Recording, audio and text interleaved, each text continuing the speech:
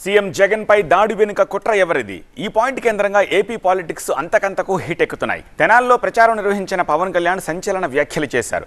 అధికార విపక్షాల మధ్య మాటల యుద్ధం ఓ రేంజ్లో కొనసాగుతోంది. ఇప్పుడు ఎలక్షన్ రాగానే ఆయనకి ఏదో ఒక గాయం జరుగుతుంది. అంటే మీ మీద ఎంత గులకరాయి పడితేనే గాయం అయిపోయినట్టు. ఏమో ఎవడు చేశాడో బాధ కలుగుతుంది. నన్ను అడిగారు ఈ రోజున, స్టేట్మెంట్ ఇమ్మని చెప్పారు మా పార్టీ వక్తలందరూ. సార్ జగన్ గారికి ఇలా దెబ్బ తగిలింది అంటే నన్ను ఏం చేయమంటారన్న? ఆయనకి కొంచెం మీరు త్వరగా కోలుకోవాలని ఇవ్వంటే ఏమో అది నిజమో అబద్ధమో నాకేం తెలుసు. అతనే ఇలా టక్కును కొట్టేసుకున్నాడో ఎవరికి తెలుసు? తెలియదు కదా. ఎందుకంటే కరెంటు పోయింది, దండలు ఉన్నాయంట. ఆ దండల్లో వాళ్ళే రాయిపెట్టి కొట్టుకున్నాడేమో, లేదు నిజంగా పోని ఒకసారి నాన్న పులి కథలాగా ఒకసారి చెప్తే బాగుంటుంది.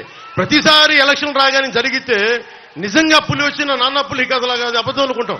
ఏడాదిగా ప్రయత్నించిన సంతానం కలగలేదా? నోవా ఐవీఎఫ్ లో ఫెర్టిలిటీ ఎక్స్పర్ట్స్ ను కలవండి. మాతృత్వం కల్లా నెరవేర్చుకోవడానికి ఉచితంగా సంప్రదించండి.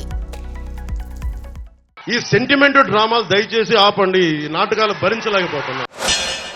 ఎవడన్నా మనిషిని ఎవడు నమ్ముతాడా? ఎవడో రాక్షసులు అయితే తప్ప ఇలాంటి ఆలోచన వస్తుందా? మనిషిని వాడికి ఎవరికైనా వస్తుందా? అటాక్ కంటే కొట్టుకుంటారా అనడానికి ఎట్లా వస్తుంది? అంటే జనం ఉమ్మేస్తారు మొహం మీద అనేది ఉండాలి కదా. వీళ్ళకి ఆలోచన కూడా ఉన్నట్లేదు. శాంతియుతంగానే ఎదుర్కొంటూ వచ్చాం, ప్రజలకు తీర్పుకోవడం, ప్రజలు కూడా అట్లే ఆదరించారు. ఈరోజు కూడా అంతే.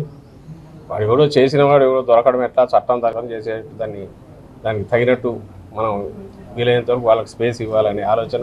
మనం ఉండేది ప్రజలకు మనం చెప్పాలా, అక్కడ నుంచి తీర్పు పొందాలనుకుంటున్నాం. కాబట్టి ఆ మార్గంలోనే పోతాం తప్ప ఇలాంటి మార్గంలో పోం.